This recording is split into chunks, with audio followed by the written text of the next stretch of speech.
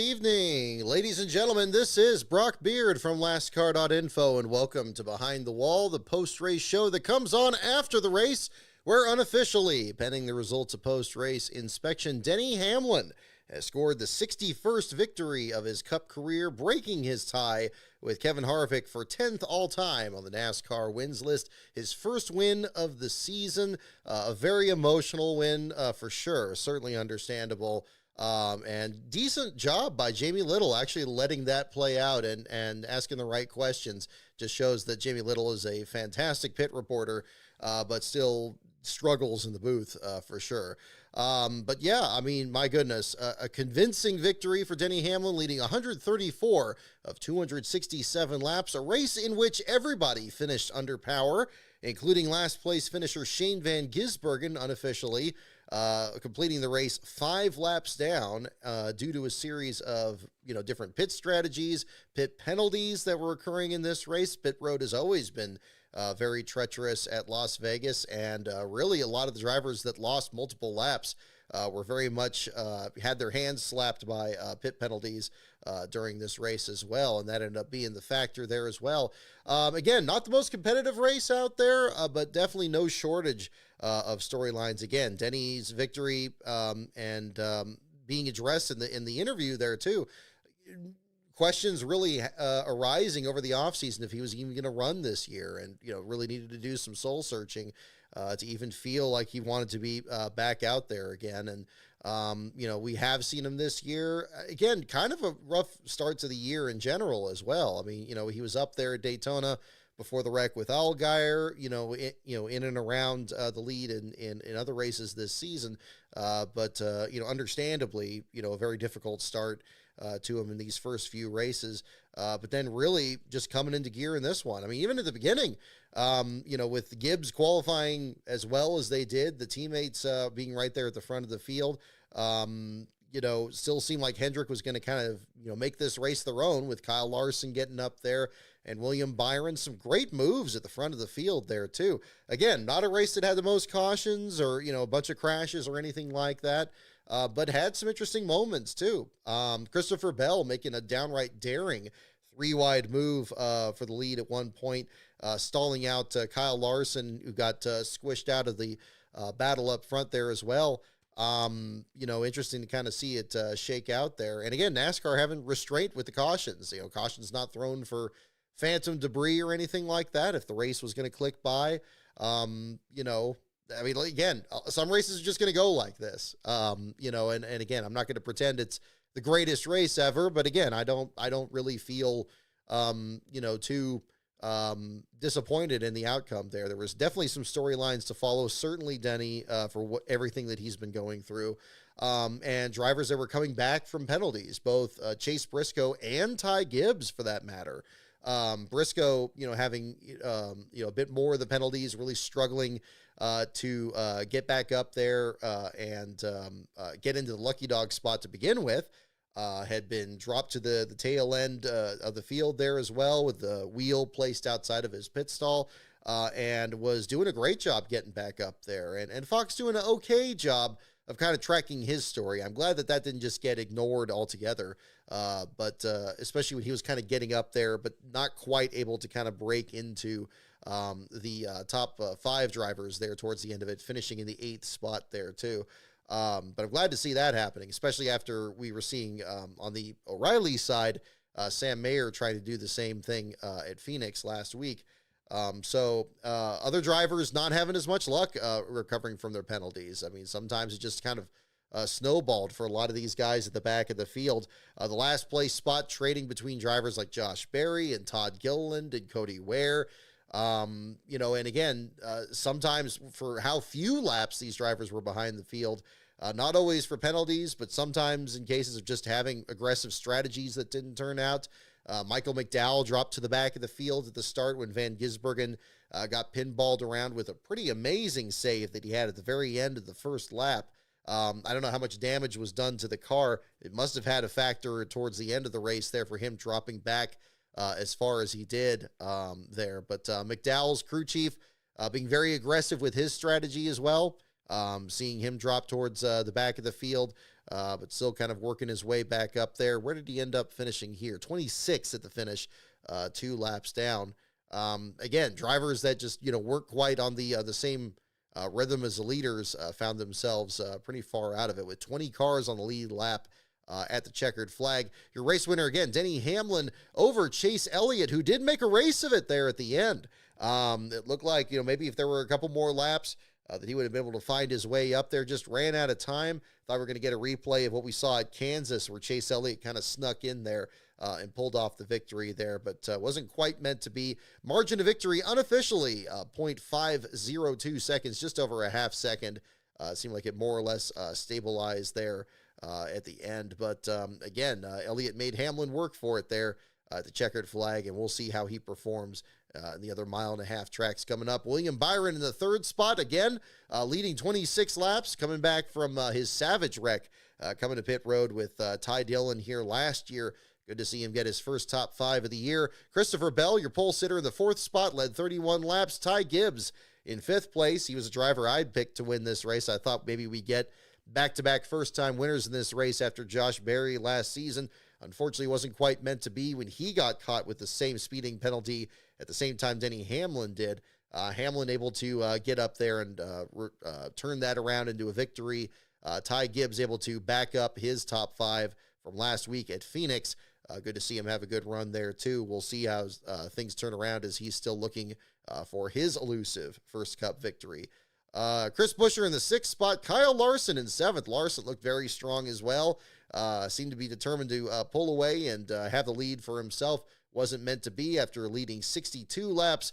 Couldn't really get back into the top 5 there on the final stretch run. Chase Briscoe in the 8th position. Bubba Wallace with another top 10 performance there, going off to a very strong start for the 23XI program. And Brad Keselowski rounding out your top 10 just ahead of his teammates in Ryan Preece. Other drivers further back in the pack. The Penske drivers ended up further back in the order with Joey Logano in 15th and Ryan Blaney in 16th. Austin Cindric back in 19th. Cindric's had a number of strong, promising runs at the start of some of these races, but still finds himself far down in the point standings there with a 19th place performance today. Carson Hocevar, for all the hustle and bluster of the Hurricane here, was not really a factor in this one at all either, finishing back in the 22nd spot. Kyle Busch losing 2 laps as well, bounced off the wall at one point in the 28th position there. Again, a race like this, as much as it may not be as visually stimulating for having a bunch of, wrecks, and although there were quite some close calls there too. Again, Van Gisbergen's deal at the beginning, other drivers glancing off the wall there at the same time. This is one that separates the men from the boys. I mean, if you can't keep up and you can't minimize those mistakes, a race like this will make it really costly for you. And again, I appreciate NASCAR being very restrained with the cautions, even more so in the O'Reilly race yesterday, where we did see some tire failures and people bouncing off the wall and still didn't have cautions come out, letting the race play out as best it could. And then really, by allowing that in this one, we still had the potential of a pretty good battle at the end of this. Now, is there more work to be done with the 1.5 mile package? Absolutely. I think given what we saw at Phoenix last week, and we did the show on Friday to kind of sum up the action from that one, clearly it was a very competitive race. Yes, it had a bit more crashes involved there, but also just some aggressive moves at the front of the field in general. It was really kind of a toss-up as to who was even going to be able to pull off the win. I think it's worth revisiting using the package at the smaller tracks for the 1.5 miles. I mean, the cut line is basically any track shorter than that. We'll see how things play out at Darlington next week. We're hearing a lot of hype about this from some drivers on the podcast, including Denny Hamlin. So we'll see how that all shakes out. I think that, certainly the time has come to really kind of explore for these 1.5 miles being as common as they are, bringing back the fall Charlotte race on the oval here as well. Give them more horsepower and see what they can do out there with these cars, and see if we get the same kind of results that we had from Phoenix. Again, it doesn't mean every race has to have a whole lot of big multi-car accidents. Doesn't mean every race has to have like 50 lead changes. But at least something where, it could be a bit more competitive. It just seemed like, because it's a competitive field. I mean, in this one here, with again the penalties that these drivers had or pit strategies that didn't shake out, everybody's still being within 5 laps of the leader. The parity is certainly there.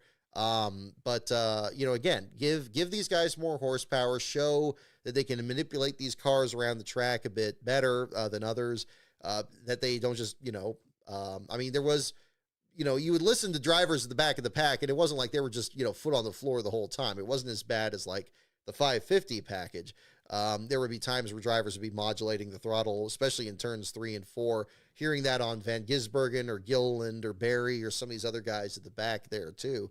I think it's worth at least trying at this point. I mean, how many more races do we have to have play out like this here too? But again, I mean, having a race that's green flag for as long as this is, or having as low attrition as it is, I'm not necessarily against that itself. But, and again, we still did have drivers recovering from penalties like Briscoe. I can't really bring it out of myself to be that upset about a race like this in general. I certainly wouldn't want every race to be like this, but, again, some venues are going to be, like this from one time or the other. Again, I'm looking to cover Vegas this fall, and I'll be interested to see how different, if any, that race is going to play out by that point in the championship. But we'll find out from there too. Other drivers were making some pretty good moves that didn't really get as much attention. I noticed at the very beginning of the race, the last place battle was downright intense. Cole Custer made a pretty aggressive move to the inside of turn 1 from the very back of the field there and kind of shuffled things up. And then again, Van Gisbergen breaking loose, causing cars to kind of stack up. McDowell dropping to the back of the field, taking the spot from Ty Dillon. Todd Gilliland losing laps there on the pit stops later in the race. And then again, Van Gisbergen towards the end of the race there too, it changing hands as many times as it did. The last place battle was fantastic. I know people don't watch the races to track that, of course, but got some good comments there during the race there, and I appreciate people following that at the same time. Because again, it's interesting. It'll be an interesting article when it gets posted here later tonight. And again, this is all unofficial. Pending the results of post-race inspection later tonight, we'll find out what the deal is for Denny Hamlin and again Van Gisbergen. Incidentally, a couple of things there. So mentioning Van Gisbergen again, finishing 5 laps down to the field. I got a comment here before starting the show here tonight about, is this the most competitive field in a Cup Series race? It's certainly possible. We've had that race at Richmond a couple of years ago where it went to overtime, and the last place finisher actually completed more than the scheduled race distance because he was within about 5 or 6 laps of the race leader at the finish of that. But this, within 5 laps of the leader at a bigger track, a 1.5 mile track, it probably could be argued that way. The closest that anybody had come to completing the race distance before this was in 2019 when Kurt Busch completed, I believe, 187 or 185 laps, not quite 200 laps of the race here. And Van Gisbergen had already crossed that threshold before the final round of pit stops here. So definitely something that kind of rewrites the record books in that sense. And also running the number 97. Last time the number 97 finished last in a Cup race. How about 2011? Back when you had Nemco Motorsports fielding their second car. I believe it was Jeff Fuller in the fall race at Talladega. Let me check my stat here on this. No, Kevin Conway, excuse me. Kevin Conway, the Rookie of the Year from that time period there, not in 2011 and 2010, driving the number 97 Toyota there, dropped out with a vibration after 2 laps of that race. So again, an unusual car number finishing last, a number that in fact has not finished last in a Cup race at Las Vegas up to this point. And again, all this unofficial pending the results of all of that there as well. Justin Allgaier had another frustrating day. He held last place for most of the middle stages of Stage 1 and I believe all of Stage 2. Relief driver role for Alex Bowman. Again, wishing him the best here as he continues to recover from symptoms from vertigo. Allgaier in the car this week, getting in the 48 there. And we talked about this on the Phoenix show the other day. I mean, he just always seems to have just terrible luck. Whether it's a one-off start for Spire or finding himself in a relief driver role here. This was another example of it. He had a speeding penalty served the penalty, and then immediately got caught speeding again, dropped him about 3 laps down, completely took him out of contention. Looked like he had glanced off the wall at some point, Fox showing that.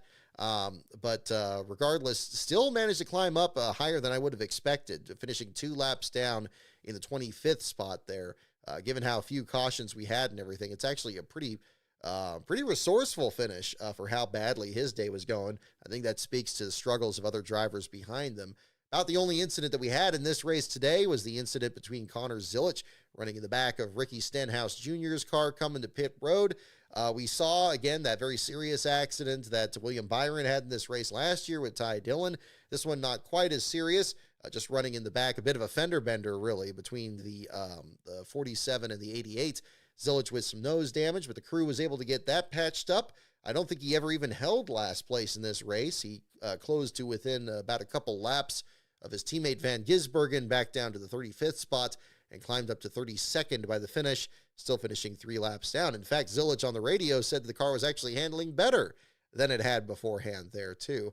But again, 97 car, not last place finish for Van Gisbergen. You recall that he finished last in the Chicago Street Course the year after his landmark victory in that rain-soaked race. I believe it was Chase Briscoe that winged him going into one of the corners there and took him out of the event there, driving the 16 car.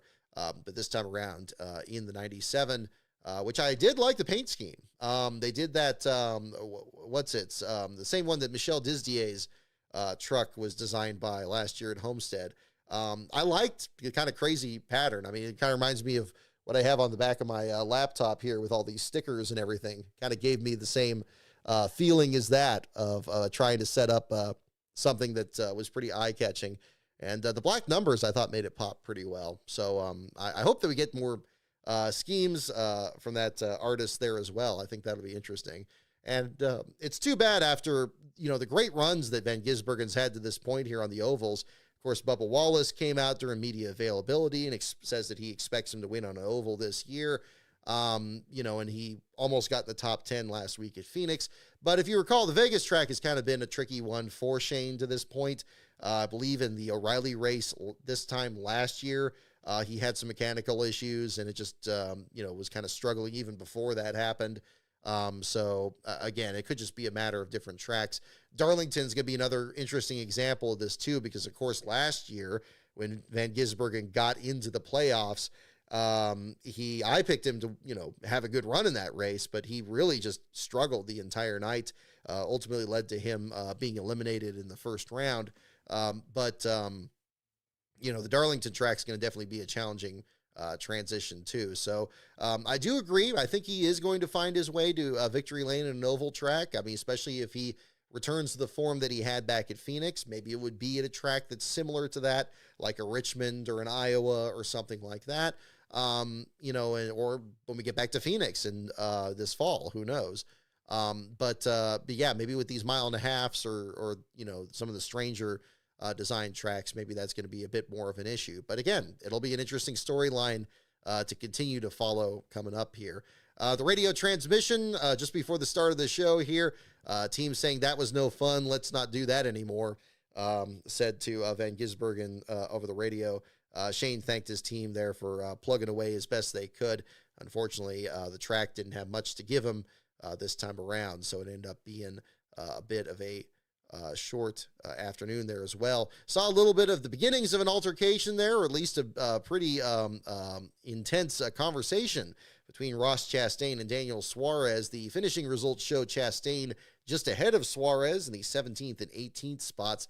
I didn't follow up with that there on the broadcast. Started this here pretty soon after that, but looked like driver's not too happy as well. Again, kind of continuing with Suarez himself. I mean, not taking one side over the other, but I can't help but notice with Suarez's own aggression this year that we've seen in the other races and the great qualifying run at Phoenix and so forth. I don't know what's lit a fire under him there, but my goodness, he's really stepping it up this year, and hopefully it translates to even better performances on the track. And again, not to treat Chastain as defenseless in this, because of course, yeah, he's been in these face-to-face altercations, the one with Noah Gragson not too long ago and so forth. It's just interesting seeing the passions of these drivers. And when you have a long green flag run, it doesn't mean everybody's just riding around. They're racing just as hard for 17th spot as they are anywhere out there. And, we'll see what more of a story there is to that, if anything, as well. I saw a mention here in the chat here for Zane Smith. 14th place finish coming back from the race last week where at Phoenix he had to do the pass-through penalty at the start and had to kind of dig out of that hole all day. Here this time around, again, a solid run, finishing on the lead lap. Good effort for him. Another driver that I know, again, Lasbro is very keen on Zane here ever since he drove the 71 car, and we'll see how things turn around there. So again, some races just move the story onward. Not every chapter in the book is going to be equally enthralling there. But again, I'm reasonably satisfied with it. Especially, I got to admit some partiality since I picked Gibbs in our fantasy league here, and Lasbro had Larson, so gained a couple spots there. Although Larson, of course, did much better in the stages there as well. I'm happy for Denny. I appreciate Chase Elliott making a race out of it. I liked following Briscoe and Gibbs getting back up there, and to cap it off, having the last place battle with a record number of laps completed. That sounds like a full afternoon to me, so that's kind of it there. Would have liked it if the Fox broadcast felt that way. I don't know how they completely missed the Zilich accident. The camera, in fact, was actually kind of moving past it to follow the leaders there, and they had to kind of jump back up and be like, whoa, why is that car sideways at the top of the screen? It happened really quick with him running the back of the 47 car. Wasn't that much of a delay, but again, it still seemed like, I don't know, they had to hit the snooze button or something to kind of get locked back in there too. And in terms of the race-to-race storyline through the year, again, kind of a smaller step that direction. I didn't see anything in this broadcast that really felt too much like they've embraced kind of a mentality closer to a full season championship.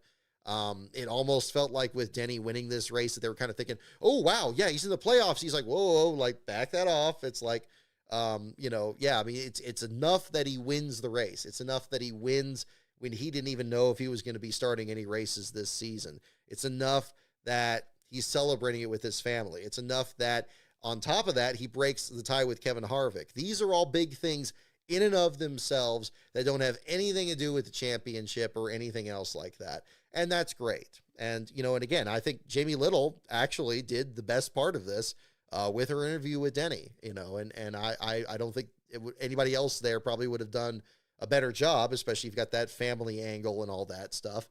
I think a lot of times in these races, sometimes these broadcasts get bogged down in things like that a little bit, like what they do when they talk about birthdays and stuff. Like, I think more on the Adam Alexander side, where it's kind of, something that's kind of a goofier, kind of casual thing about it. But I think Jamie Little handled it very well, very professionally, and asked the right questions. I don't feel like she crossed any boundaries with that, which was not an easy task because obviously with what Denny was going through, you don't want to push things too far. You want to and you certainly don't want to make yourself the story there. But she did a great job. I honestly have really no notes on it. And I think, the interview we saw with Denny, was, you saw a lot of that genuine emotion, and that was good to see. And I appreciated them letting that play out without anything that would have been, distasteful or just awkward or anything like that. It wasn't the grid walk approach or anything there. So, honestly, that's pretty much all I have to kind of say on that part of it there. I'll talk about the O'Reilly Series race too. As I said, it's a little bit of a shorter show here tonight. I'm going to do my annual hate watch of the Oscars here in a little bit. I know it's already started here about half an hour ago, but we'll go into that there soon enough. But speaking of things I don't really enjoy watching on my TV, Kyle Larson pulling off another win in a race that he shouldn't have been in.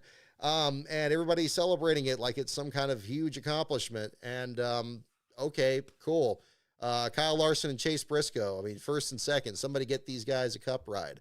I may be a stick in the mud about that, but I'm going to be consistent about it too. Again, I don't know why it's so necessary to push Raja Karuth out of this car to let Cup guys run these races and show what? I mean, again, if you're going to do something where these Cup guys need to be in there and helping these other guys out, put them in the slowest cars, or, you know, make them field their own entries or something like that to make this work out. Because this, again, it's always felt perverse to me, and this race was no, no exception to that. And the other reason for that is that in this race, it should have been just as much about Corey Day, for everything that he's happened, this season, for all the controversial incidents he's been in, including, in such a short time, to be involved in that wreck with Connor Zilisch back at COTA. People wondering, like, okay, I mean, it's not like these are his very first starts. He's made some other races last year.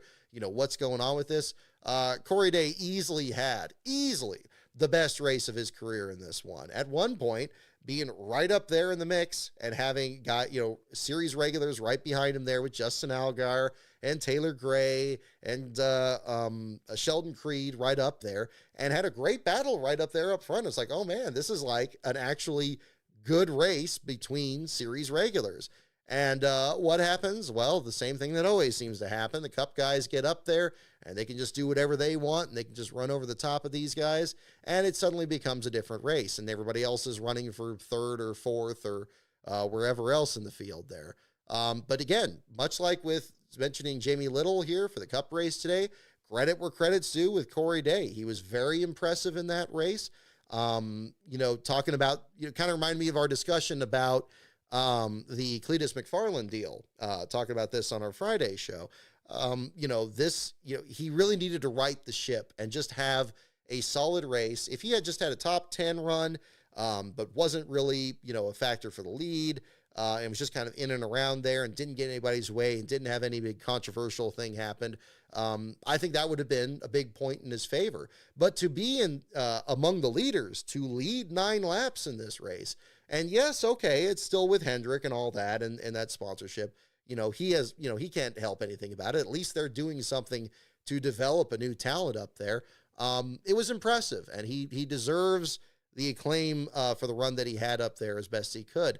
And and I'm sure he would tell you that he was happy to have those Cup guys in there to help him improve on it. I just don't agree with the means that they have to run the best car out there with their teams and their sponsors and their equipment and just make a farce out of the finish, because it's never tasted good to me.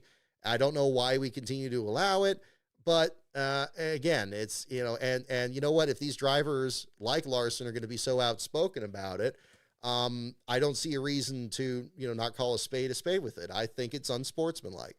And the teams and the drivers are complicit in allowing this to happen. And hopefully it changes one day. Hopefully we get the priorities there. And, I don't see where it is, because Corey Day is a good example of when you put, a driver in there that gets into a high-powered entry or something like that, that maybe they can have, a good run up there. And if the teams want to have their branding out there, work that out in the meantime. And again, I'm happy for him having this turnaround. I hope that Corey keeps the momentum going in these next few races, and builds up some more goodwill. And maybe by this time, towards the end of the year, we're going to be talking about a guy that's won multiple races, and, he's the next, the next big thing, working his way up into the Cup Series. So we'll see. It's early yet, very, very early. I don't think he's ready for that moment yet. I saw some people responding to my post there about that, saying, oh, he's, it's like, oh, that guy needs to be in a Cup car. It's like, whoa, let's slow that down a little bit. Okay. Like I said, with the Cletus McFarland deal, that's a very, very big gamble. And even he's just doing the O'Reilly series, and that's already a big jump right there. So, we'll see where things shake out there too. Maybe this is a redemption arc, much like we saw with William Sawalich last year. Sometimes it takes one good run. I talk about this a lot on the show because I saw it in first person. When Sawalich had that great run at Sears Point last year, finishing admittedly a distant third behind Van Gisbergen and Zilisch. But again, best of the rest in the field, held on to that spot. Easily the best overall performance he'd had up to that point. Yeah, he had some top 10s here and there, but in a top 5 where he was like right in the mix there, I was extremely impressed with it. And it had an immediate effect, because all of a sudden he was challenging for a spot in the playoffs. almost got in there, and was very impressive the rest of the year. Unfortunately, got hurt at Talladega. Good to see him be able to recover from that this year here as well. So again, some good and the bad and the ugly there in the O'Reilly Series race there as well. So Larson wins over Briscoe, first of the series regulars, and third being Sheldon Creed. Again, great start for the year for the Haas factory team. It would have been an even better day had it not been for a fuel pressure issue for the number 41. Sam Mayer winning the pole in convincing fashion, putting two of their cars in the top five for what is, again, probably still the most overlooked team in the O'Reilly Series. But people will overlook that team at their peril because a race like this can certainly happen there too. Unfortunately, Mayer still having that mechanical issue after finishing second in the first stage, lost a few laps, and again, another race much like today that had very, very low attrition, could only gain a few spots by the end of it. I believe he still had the fastest lap of the race, if I'm not mistaken. So again, a good positive showing there too. And hopefully they can work those gremlins out at the same time. Incidentally, a fuel pump issue was also the reason for the last place finisher falling out of the race there, Nick Sanchez, with the first last place finish in either the Truck Series or the O'Reilly Series to this point. Ends up having a problem with the fuel pump. I believe it was the same car he had from Phoenix. I haven't yet got confirmation of that, but I couldn't help but notice that it seemed to be the exact same issue he had last week when he was dropping off the pace. Ryan Ellis was your last place finisher at Phoenix last week, and around the time the 02 pulled behind the wall, the 25 started having the same issues. The car kept shutting off on track. And we've seen times before where teams would take the same car from Phoenix and bring it to Vegas, or either tear off a wrap or have a wrap underneath it. Kind of similar to back when we used to have the Fontana track and then they would head to Vegas. That kind of deal there too. But regardless of whatever the situation was, the team was throwing everything at it. Seemed like the car kept stalling every time the fuel cell was half empty. Sanchez himself said the car shut off at least 6 times over the radio. Ultimately, got back into the race, but Taylor Gray got eliminated during that stack up there. Contact from Sheldon Creed put him into the wall. You don't bump somebody going into the corner. The Sheldon Creed wreck there, I do think it was a bit aggressive. I appreciate Creed being pretty upfront about that, saying that Taylor Gray owes him one going forward. And yeah, that's probably going to, be the exchange there going forward. But I hate it for Gray because he was right up there in second, gets taken out in that incident. And as Gray is put behind the wall there, out of the race, Sanchez was looking to get back out there, closed within about 8 laps of getting around Gray, couldn't quite get there, ended up dropping out of the race with a fuel pump issue. I don't know if they actually repaired the fuel pump or they just kind of replaced it or something. The team was talking about it over the radio on the 25 about actually swapping the part out and saying it would take another 10 laps. They did spend an extended time behind the wall at one point there, but unfortunately it just wasn't enough to get them to the finish. And we very nearly did have a last place switch there. And what was really, they had plenty of time to get there. It was about 50 or 60 laps that Sanchez could have gained those 8 laps. And unfortunately, the latter time they pulled behind the wall, they just said they were done. The CW didn't really show him out of the race. I didn't hear NASCAR confirm them out, but the post-race results did indicate he was out due to a fuel pump issue there. So Sanchez, your last place finisher. Again, the first one that he has had in, I believe, 93 combined Truck Series and O'Reilly Series starts. Never finished last in any of those races, if that's surprising there. I know he's had, speaking of Corey Day, his share of altercations with other drivers, with Stuart Friesen, with Matt Crafton, and so forth. But none of those yielded a last place finish until this time around here. So again, him finishing in last, Taylor Gray, Chandler Smith, Sam Mayer, and Anthony Alfredo rounding out your bottom 5 there as well. But the Sanchez one, I was glad to be able to kind of feature some of the, the intrigue there, where you had Sanchez losing the ride to Dr. Patrick Staropoli over the Big Machine team, and then the AM Racing team trying to sell to the Sigma Group, and then that falling through. You kind of have the driver that didn't have a ride and the team that wasn't sure it was going to run, and they're trying to mash this together with one of the only Fords that are in the field. They almost won it at Atlanta. I'm kind of wishing they actually did, even though it was thrilling to see Sheldon Creed score his first victory. But maybe that would have helped out AM Racing even more. I don't know, but that's just the way it shook out here. Hopefully that team continues going. I still think they have a lot of potential.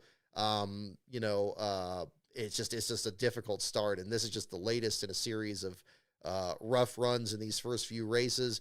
I imagine places like Darlington and so forth are going to be very challenging for that program as well. But hopefully they could weather that storm well enough till they get to some of the super speedways or other tracks that Sanchez could be very strong on as well. Because it's an interesting combination. It's an interesting story, and I'd love to continue to follow it the rest of this year. But I don't know what form that's going to take. I was encouraged that they had the second car in the field, that they had Daniel Dye there competing with them. I didn't realize till I did the research for the article that they were actually 1 and 2 in the ARCA standings in 2022. I thought that was kind of interesting to pair those two drivers up there at the same time. So I thought that was a good element there too. But again, relatively open and shut for both these races, which I think is pretty well timed, I suppose. But again, top 5 finishers: Larson, Briscoe, Sheldon Creed, top of the regulars in 3rd, Justin Allgaier in 4th. Look to potentially score his 2nd straight win there, but not quite. 5th spot to Sammy Smith. Jesse Love, once again, looking very strong this year in the 6th spot. Connor Zilich in 7th. Corey Day in 8th, William Sawalich in 9th, and Austin Hill, a very quiet 10th place spot, kind of unusually so. Again, I know he's known much more for the super speedways. We've seen him break through at some of the other tracks as well. But again, solid finish for him. Not the most spectacular run, but doing the best he can. Carson Kvapil just outside the top 10. Not quite as fast as we saw him in the one car at Phoenix, but not a bad run in the expansion JRM entry. And Parker Retzlaff continues to have a great start to the year for Viking Motorsports, finishing in the 12th spot there in the number 99. Really good to see. It's unfortunate that Anthony Alfredo had some struggles, had the hood up a couple times on the track, ended up finishing in the bottom 5. But Viking Motorsports is also a very intriguing team this year. I expected them to kind of really struggle by having 2 cars out there, but somehow they've made it work. And, Retzlaff has always been a wonderful talent in whatever car he gets in, whether it was with RSS or with Jordan Anderson's team or with Alpha Prime. He's had, different things, different teams that he's tried to kind of get his footing with. Things were kind of off last year with Alpha Prime. It just seemed mostly like it was just bad luck or a series of mechanical issues there too. But trying to shake that off and start new here with the Viking team, it's interesting to see, especially since Viking was originally a team that sprouted off from RSS, where he raced before. Maybe there's a reason that that's helpful in this regard. I don't know how much separated off into this organization, but it's an intriguing thing to follow. And again, another 2-car organization that will be one to watch coming up here, much like the AM Racing deal. Jeremy Clements had a race to forget, unfortunately, in that Vegas race. My goodness, he had 2 spins. He had all kinds of issues there, finishing in the 24th spot. But again, not a last place finisher and still finished just 1 lap down to the field. Again, showed a lot of heart out there, recovering as best they can. I know Case Collenbach and the folks over there that were formerly from the Johnny Davis team, working the best they can there with the Spartanburg driver there, the number 51. Hopefully they get a stronger run coming up here as well. Colt Custer, not as much of a factor there in the SS Greenlight effort. I'm sure a combined effort with the Haas Factory team. He ends up in the 18th spot there at the end of that race. Kyle Sieg finishing in 14th. Got bounced around there at one point, had the contact with Clements in one of the incidents there, but finishes, looks like, best of the RSS group.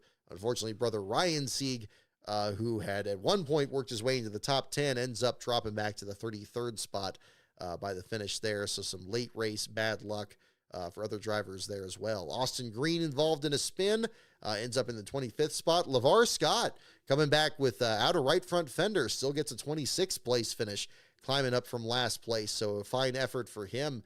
Again, sometimes you just got to take what the track will give you, get the best performance you can out of it.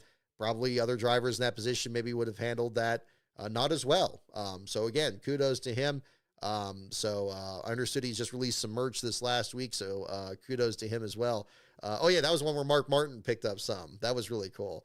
So that was interesting to see there as well. So it's good to see people enthusiastic about the series regulars out there and the drivers trying to make a name for themselves, because that's very much still happening there as well.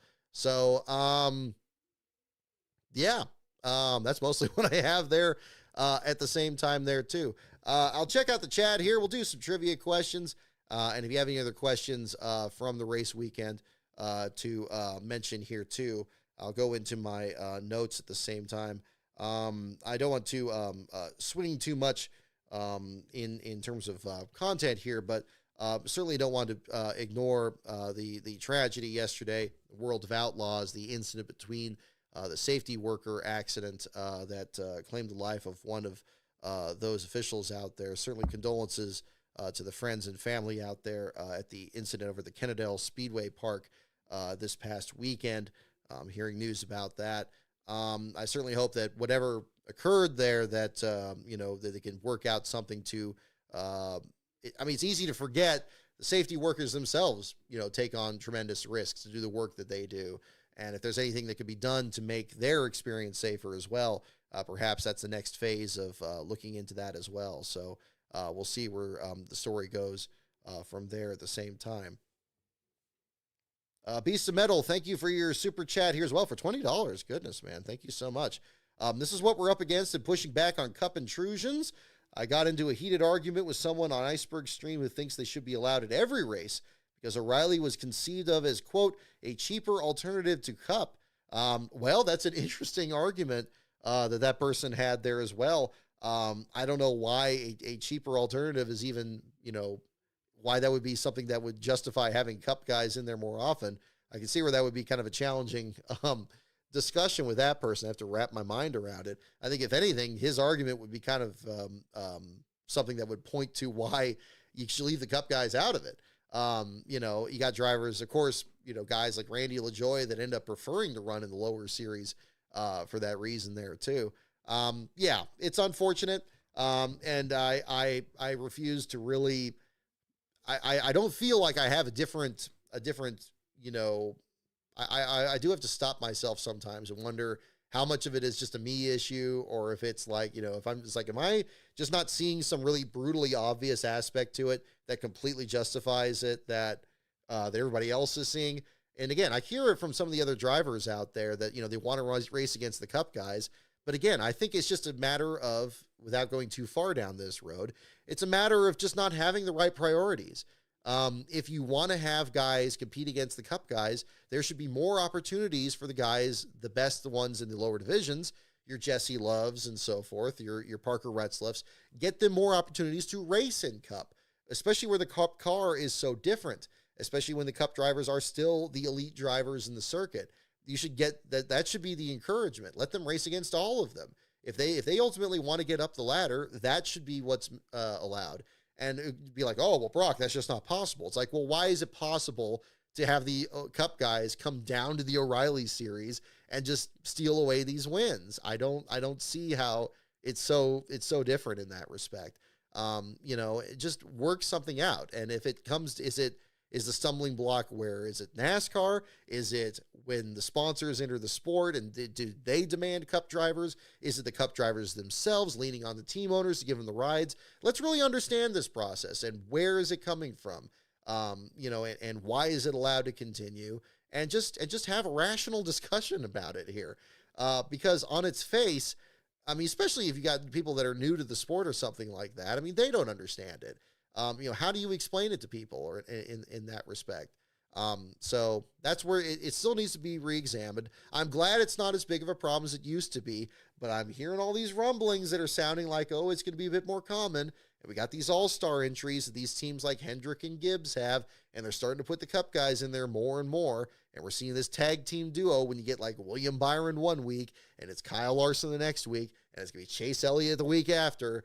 It's like, I just think it's perverse. I think it's unsportsmanlike, and I think it's cruel. And I think it's also undoes what the O'Reilly series should be doing, which is developing new talent. New sponsor isn't going to give a crap that a guy finishes fifth in a race behind 4 cup regulars. They're going to be, are you winning races? Can you win? And it's not fair in the same respect to say, oh, well, they couldn't beat these Cup guys, so they're not that good. It's like they're not on the same level playing field here, you know, and it's insane. It's insane.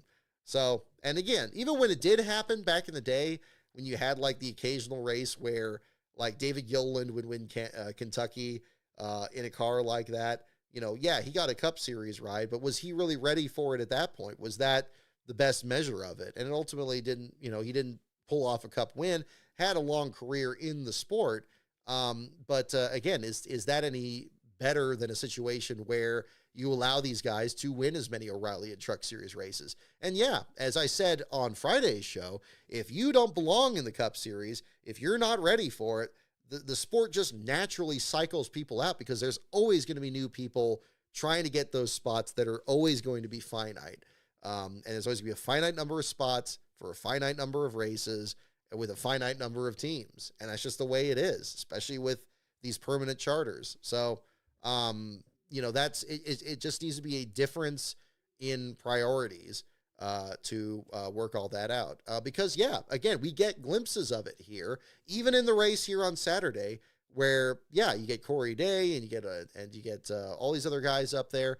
You know, they put on a good show. They're perfectly capable of putting on a good race by themselves. And, you know, again, if you got drivers that are over aggressive, you know, and, you know, causing a lot of wrecks and stuff out there, then yeah, there should be a way for the drivers to police themselves. There should be officials that clamp down on it to an extent, and just work their way through. I mean, I've seen Cup drivers be plenty over aggressive in their own races. You know, and you know, this looking down your nose at people just because you don't know their name or their story or something like that, I think is short-sighted and counterproductive, honestly, to the series. But again, I chirp around about that plenty already. We don't need to turn this show into it either. But again, I still fail to see, you know, the other side of it with that, wherever it is. It seems to be, yeah, so what? It's like, well, okay, you know, then again, kind of like where Beast of Metal's coming from. Yeah, you're going to get your heated arguments with people just wanting to open the floodgates altogether and just have all these Cup guys in there all the time. It's like, well, what do you have at that point? You want to dilute the unique identity of this sport, where different teams and different drivers get to feature themselves and hone their skills before they get up to the Cup Series? I don't think so, and I don't think I think that's just the priorities in the wrong spot there. So, regardless, do I have too much more on that? Now we kind of covered the Sanchez last place run. I want to. I left this. I saw this was towards the end of Friday's show. Connor Ritchie. I don't know if you're in here in the chat tonight. I'm just kind of glancing here at the chat at the moment. I got a question here the other day about the Green brothers and my favorite one of the Greens and their favorite paint schemes. That's a tough call because I didn't watch the Busch series a lot growing up. I will say I'm kind of leaning towards Jeff Green just because he's the one I've spoken the most to. And he was such a good sport when I brought that t-shirt out when he got the 100 last place finishes back in 2017. And he's given great interviews. Of course, he did the interview for the Cartoon Network video. Yeah, I mean, Jeff's just been a really big help there too. And I've also enjoyed talking with David Green. I mean, we had a good conversation there after Austin, had that great run at Sears Point, and it was great to be able to be there for that moment too. So yeah, the Greens in general, just a great family of drivers. I've not had a chance to speak with Mark yet. Hopefully the opportunity will come up, maybe at some point when I do one of these videos or something like that. But in terms of their paint schemes, it's hard to tell.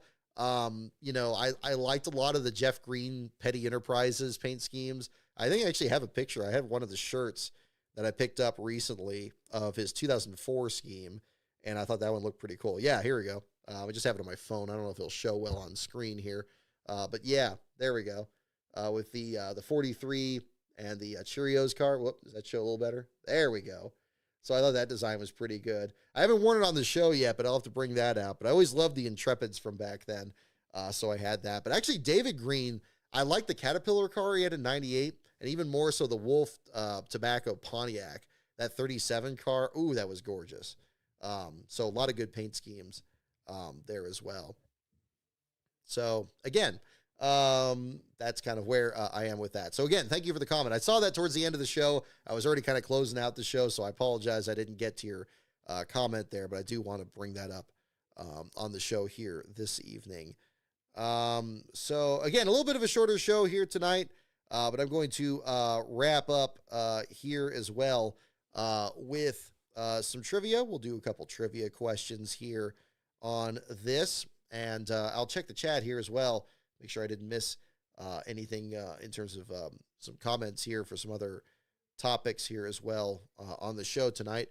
So we'll bring out the late 90s Trivial Pursuit thing and do a couple questions to wrap up the program for tonight. And again, once again, the categories are, go ahead and mention in the chat which one you'd like. They are NASCAR, pits, teams, tracks, drivers, and the wild card. So once again, NASCAR, pits, teams, tracks, drivers, and the wild card. So those are the categories there too. Yes. Oh, big all caps. I'm glad you brought that up. I was talking with Lastbro about this too. When Kyle Busch started KBM in the Nationwide Series and he struggled and he saw how difficult it was, that was good. See, again, that's where I kind of feel like, okay, enter your own team. It's like, if you want to put, it's like, maybe that would be the viewpoint. It's like, don't take money out of the Nationwide or the O'Reilly Series now. Put money into it. Start a program of your own. And then, yeah, it's your own business. You can do whatever the hell you want. Ooh, excuse me. Ooh. Yeah. Ooh, just the thought of Cup guys and allowing more Cup guys this season. My body's rejecting it, but but that would be the way to do it. Yeah, start your own team, put money into it, and yeah, if it's your own business, if you started your own team, it's your own money. Yeah, that's fine. The one problem with that, of course, is what ultimately became of KBM, where it just became a Joe Gibbs entry, and then there was no difference between it. And then Kyle was happy because he was winning races he shouldn't be in again. And yeah, that was just kind of the way that all played out. But yeah, I mean, if you want to start an O'Reilly Series team, you can buy some cars and hire some team and do that, and then run as many races as you want. You know, run your 5 or 6 races or whatever. And then maybe put some other guys in the team and develop your own talent. You know, I mean, that's fine. I don't see anywhere near as much problem with it. Again, it's the perversity is where the level is just not, it's just not on the level where, yeah, this Hendrick car or this Gibbs car could probably win with just about anybody in it. And if you put a Cup, especially any Cup guy that you put in it, even if the driver is like, maybe, not as frequent of a winner in the series. I do like my idea of, having it be where if a driver's winless in the Cup Series, that they become eligible to run as many O'Reilly Series races as they want or something, something closer to that, where it's not the top names. A guy like Kyle Larson or, William Byron or something shouldn't even be anywhere near an O'Reilly Series garage. But even Kyle Busch, where historically he'd been so dominant in it, now where he's not won a Cup race in a couple of years, I know that would bring him back into it, but I'd have less of an issue if there was an actual if-then connection between it. But again, I've chased that around at the same time too. Oh, speaking of which, I brought out the again the RFK shirt here. I believe Harris Liu did this here. Just a beautiful design they did from the Daytona 500. I do not have Badger here today, but I do have the Roush shirt. This is just wonderfully done. I love the design there with the 16 of Biffle showing up in the windshields of each of the cars. And the added bonus of having the Corey LaJoie car that missed the cut there for the 500 is a nice touch. So, yeah, the colors are very vivid on that and a wonderful design. So kudos to him on that as well. Let's see. Oh, Ben, thank you for tuning in there as well. Appreciate it.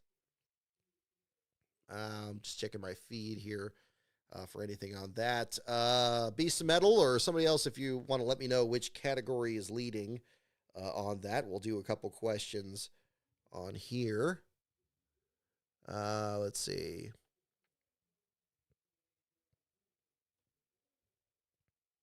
Checking out this. Yeah, Charles Peterson, I like that. Yeah, if you win a cup championship, you shouldn't be eligible for it. That would probably be an easy way to do it too. Just make it easy. Just all these half measures just confuse people and it pisses some of these drivers off, and then they get this complex where it's like, oh, they don't want me here. Well, now I want to be in there more. It's like, well, somebody's going to have to draw a line in the sand here, and it's going to take somebody being the adult in the room to do it. And that's kind of the other way to look at that too. Look at the rest of your comment here, Beast of Metal as well. And again, thank you so much for the super chat there too. This person had other people on their side, including plenty who thought I and others were arguing in bad faith based on Larson hatred. Nah, no. Yeah, it's definitely not that. For those who don't know me, I've been against Elliott racing down there since he moved to Cup, and I don't celebrate his wins in the lower series despite him being my current favorite Cup driver. So there you go. No, that's fair. And again, I wouldn't hold everybody to that standard. I think that, a lot of these drivers that do seem to revel in running these lower series, it does. I mean, for me, at least a little bit, it kind of colors my perception of the driver a little bit. It's unfortunate because, I mean, there's some that it's just because, again, it's so unsportsmanlike. It makes me question the motivations of the driver themselves. And that's where I would like to know how much of it is the driver's choice versus the team saying, hey, we arranged this, but we can only get this if you drive these 3 races or something. It never feels like they're really twisting somebody's arm to do this, but, that's the other part of it. Yeah, put Larson in the Jordan Anderson car. Exactly. Yeah, why is that difficult? So, yeah. Oh, somebody was mentioning Mike Joy here as well. Where was that? On here. Yeah, I think that was a little better. I mean, I was glad to hear Larry McReynolds sounding better, for one thing. I know I shared the same concern everybody had after Phoenix, where something just sounded kind of off. But Larry McReynolds sounded great today. I think he did fine. Mike Joy seemed okay. Again, it's kind of, it's kind of a neutral broadcast. It's not. I'm not getting those big moments there. I mean, it was challenging for this race, because, yeah, you had, not a lot of incidents or something like that, and you had longer green flag runs. But again, I think when it comes to that, it should be like, there should be this sense that like something could happen at any time. Like it's mission control, and it's like you're watching everything, you're monitoring all these gauges, and like anything can happen. It's like, and you're just kind of on the edge of your seat. It's like, oh, can they make it around this time? Ooh, they did it that time. Can they do it this time? Ooh, they did it that one. Rather than just sitting back and just goofing around and just kind of letting this stuff play out in the background and then completely missing it when Zilich had the incident with Stenhouse. I would prefer something where it's, more like, it's always, because it always is that way. That's a wonderful thing with motorsports. Anything can happen at just about any time. And, these drivers, that's why, they got to be ready for anything at those moments too. And it can change in an instant. Caution comes out at this point, or a piece of debris comes off, or, mechanical failure or something. And even in this race, all the way down to the penalties or just bad pit stops could have massive implications. I mean, again, huge swings through the field. Just about anybody that was in the bottom 5 could have been on the lead lap, get a top 20 finish if, A, B, or C didn't happen. And A, B, or C may not have been the usual spectacular thing with a crash or mechanical failure or something, but it was still stuff happening that was going on. And, it just seems like Fox still struggles with doing that. And, I don't know if it's just from them doing it as long as they have, where, I know we've had different people in the booth and so forth, but, again, I have to remind myself they've been doing it longer than even ESPN did, and nobody seemed to get bored with an ESPN broadcast. So, I don't know. That's the other way to look at that too. Yeah, not every race has to be great. They just need to not be bad. The race today was not bad. And that's a point, big all caps. Again, not the greatest race out there, but again, it's fine. I don't mind when I will take a race with a long green flag run, especially a long green flag run at the finish, where it's like 30, 40, 50 laps. I will take that over a race that has like 7 overtime finishes. I think we've reached that point. I think, and I can see where there's been people, this momentum gaining against green white checkers. I know Ben is very outspoken about that. And I get it. I certainly get it, because it just becomes, I think David Land expressed this as well. It's like, when you had a race that had like 3 overtime finishes and somebody just ends up with the win under caution, is that any better than a race that just ends under caution at regulation? And I'm like, well, I hadn't really thought of that. And no, that's really not better. So, yeah, maybe again, letting people race to the finish line, revisiting some of that. Maybe I'm encouraged by the direction the officiating's going. Again, I just touched on that a little bit earlier. I think in the O'Reilly race, it was quite good, where we didn't have a caution for every little thing. When somebody had a flat tire, but they got safely out of the way and made it to pit road, they didn't speculate about there being debris and they threw the caution unnecessarily. They let it keep playing out. Now, obviously, cap of the tire comes off, slides onto the track. That's a different scenario. Throw the caution. But again, addressing that these are dynamic situations, and yeah, they're not going to get it right all the time, but they seem to be getting it right more now. And today, that's where you get a race like today, where it had just the stage cautions. And I hope that shows just how stupid the stage cautions are. Maybe that goes away next. So I think we're heading that way. So it's encouraging, in that respect too. Yeah, 6.5 to 7 out of 10. Yeah, again, not a great race, but yeah, not like that. Seeing the comments there about open wheel and stuff. I didn't do anything with open wheel this week. I heard the same complaints, the Mario Kart issues there with Formula One. I feel bad for those fans there, and especially after hearing, people's complaints about this new package in F1. And drivers, just not happy with it. And that's not great. That should be the pinnacle of it. That should be the cars that are most out of control, where everybody's pushing everything to the boundaries. And if they're constrained by these restrictions that just make it, where the cars are going so slow and they don't sound very good and they're not running the V10s, the V12s or whatever. Again, much like I'm glad the Cup Series is further along in that reconciliation where, okay, yeah, we have these cars that aren't universally loved, but we're kind of doing what we did with the COT in like 2011 and 2012, and we're cutting this off and putting this on and taking this off and adjusting this, and maybe we can accidentally like reverse engineer a halfway decent car out of it. I feel like we're at least heading that way, and Phoenix was a big step that direction, and Vegas should be viewed as kind of showing the work that's still to be done. That, okay, there's some positives. We did have people coming back from penalties, but it's not at the same level that we had at Phoenix last week. And should we restrict high horsepower to just those tracks? Maybe not. So again, I think we're on the right track. And I think that's one of the many reasons that there is such positivity out there. And again, I don't know how much what I'm rambling about here feels positive or anything, but I feel that too. I really do. And I don't believe in just blowing smoke when it comes to things like this. Even if the sport needs positivity, if a lot of negative stuff's going on, I'm going to call it for what it is. But if a lot of positive things are happening, I'm going to bring those up too. That's the best I can do on that, with that. And I feel like the trend is going the right way. So I'm glad the trend and the way people feel the trend are getting closer together. And that's good. That's good. I really came into this year, especially after the lawsuit, feeling like, well, don't be surprised. Everything just feels kind of the same, but it doesn't. It really doesn't, again, hopefully that heads the right direction. And, I'm excited about that. And heck, this Darlington race next week, if it's half as good as what some of these podcasts are talking about, we should be on for a really good show, next week too. So we'll see.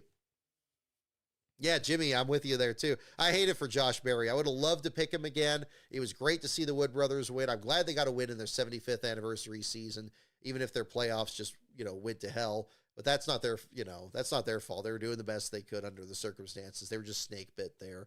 But I think that they did a fine job last year. Just unfortunately didn't translate this year. So that was kind of the same deal there too. But, no, Jude Fernandez, you're right. Yeah, we did used to have the thing where the races end under caution, but that's because they were happening under caution. It happened so often. And, it was stupid. You'd have a really good race, and then the caution would come out, and it would freeze, and then you had the freeze the field rule, where nobody could race to the caution flag. And so you didn't even get the experience of them taking the caution, and then, okay, yeah, then the race ended under the yellow flag. See, that's what I pointed out in my video, is that we've never had that reconciliation between the freeze the field rule and the green-white checker rule. Those have not been reconciled properly. I think if we fix that, if you let them race to the caution flag in the last, 10 laps of the race, and the race finishes under caution at the end of regulation, I think you're going to have way fewer people upset about it. I really do.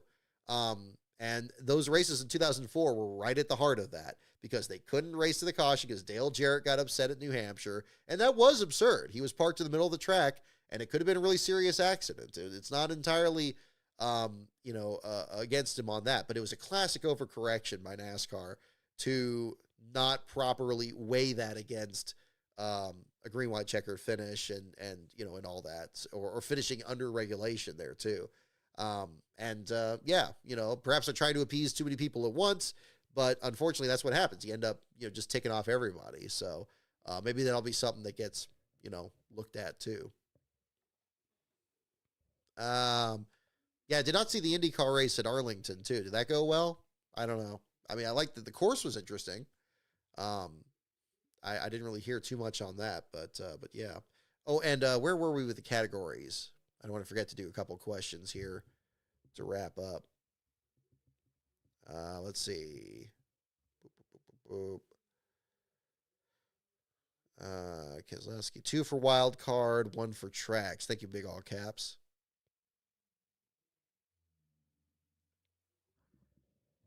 Yeah, the point of the green-white checker is to end under green. Almost every race ends under yellow anyway. Exactly. Yeah, see, that is a problem. It was pretty good? Okay, that's good to hear. Again, I hope I almost said the IRL. I hope that the IndyCar series was able to build off of what seemed to be a very successful weekend at Phoenix last week with the NASCAR teams. And I think those double headers were great. I'd love to cover one myself. So we'll look ahead to that too. All right, we'll do a couple wild card ones here. There we go.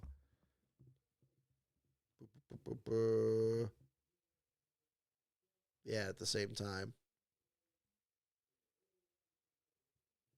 Yes, Chase Pistone. That was sad to hear about as well. I don't think I discussed it on the show there, but I was very touched by the tribute they did at the racetrack there for him as well. I didn't follow his career as closely. I've met Tiger Tom briefly at Darlington, but there was that too. Let's see. All right. First question. We're just going to do a couple here to wrap up here tonight. What current NASCAR Winston Cup driver was the 1991 USAC Silver Crown champion? What current NASCAR Winston Cup driver, so this is current as of the late 90s, so don't think about current now. What NASCAR driver was the 1991 USAC Silver Crown champion? Go ahead and guess that in the chat, and we'll do that as well. I'm going to get a little bit of water here in the meantime.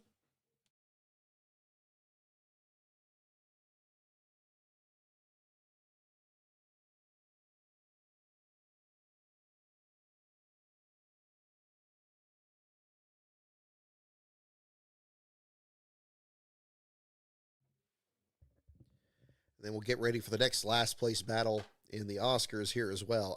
It's like, it is such a circus. Almost. Oh, Last Bros just checking with me here.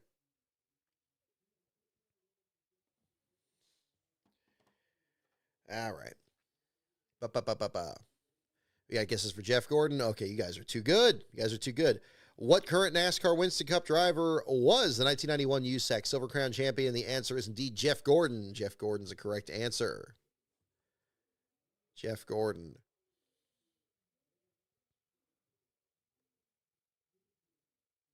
Oh, okay.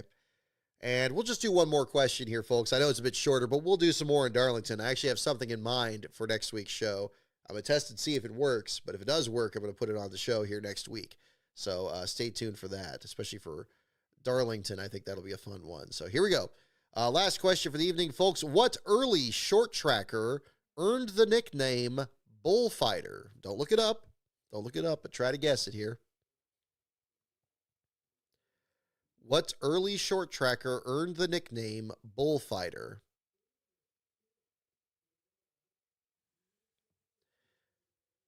Yeah, congrats to Kimi Antonelli on the Grand Prix victory today. Absolutely. Second youngest. I did not know that, Jude Fernandez.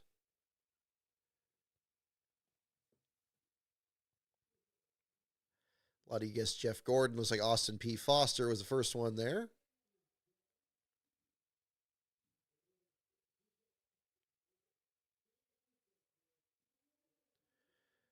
Here we go. What early short tracker earned the nickname Bullfighter? Is the question. Alrighty, and what is the answer? I guess it's for Robin Olds, Fonnie Flock, Michael Waltrip, Lee Petty. Oh, this is a good one. This is a good stumper here to wrap things up for tonight. What early short tracker earned the nickname Bullfighter? Bullfighter is the nickname.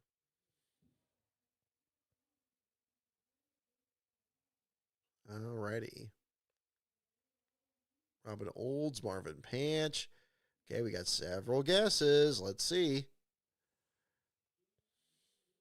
Alrighty, last time. What early short tracker earned the nickname Bullfighter? The answer is Nelson Stacy. Nelson Stacy, I believe a past Southern 500 winner, isn't he? Nelson Stacy. I don't think anybody got that. Did we stump the chat? We meaning, really, this device. Did this device stump the chat? Let's see. I think that's the case. Yeah, Bullfighter. That was a new one to me. Nelson Stacy is the correct answer. There you go. See, look. Bam. Right there on the screen. Hopefully there we go.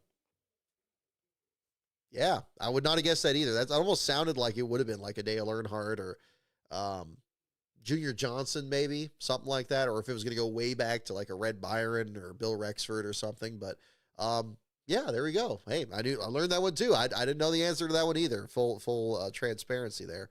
So there we go. We'll tell you what, folks, that will do it for tonight. So again, I know a bit of a shorter show here tonight, but we will do more content next week at Darlington. So in the meantime, folks, my website is lastcar.info. My Patreon is patreon.com/lastcaronbrock. My Twitter feed is at lastcaronbrock. And the article, of course, will be up later tonight. Of course, pending the results of post-race inspection, which I guess are still going at the moment. Yes, I do see that here at the moment. Shane Van Gisbergen with last place finish, the first for the 97 since 2011. So we'll have that up there later tonight. Again, unless something else changes, and then we'll have that up there at the same time. So again, thank you so much, everyone, for tuning in. Our next show will be next Sunday after the Cup Series race at Darlington, the Goodyear 400. The unofficial now throwback weekend. I know NASCAR is not necessarily endorsing it, but we do have some throwbacks that have already been revealed. We'll talk about that and the racing action from the weekend next Sunday. So I hope to have you here to discuss that as well, and we'll have some fun here at the same time. So in the meantime, have a wonderful week, and I will see you all next time.